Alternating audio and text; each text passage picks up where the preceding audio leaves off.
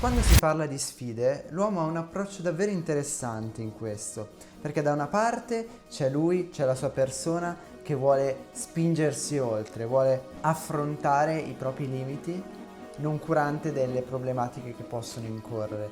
Dall'altra, invece, c'è un approccio più conservativo dove abbiamo un soggetto che tende a considerare di più i problemi circostanti, i rischi.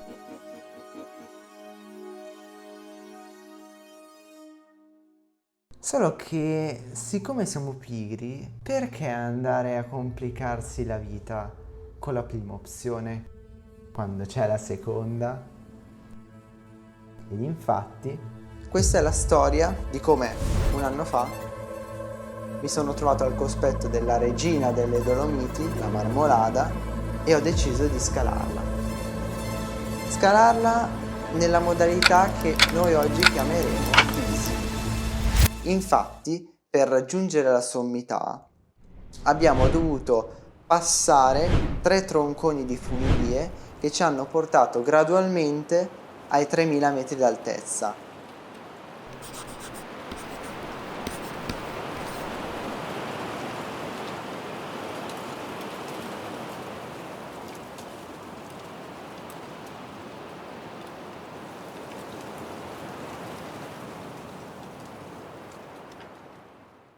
Bene, siamo appena arrivati a Malgacciapela, quota 1450 metri, e adesso prenderemo la funivia che c'è là in fondo,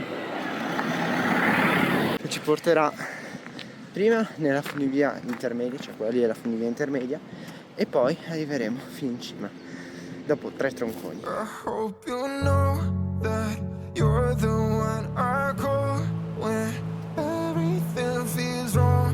I need you by my side. I hope you know that I call you my home, and whenever you're gone, I miss you more than life. I've been through ups and downs and I almost lost myself. Too many days to count them, too many nights in hell.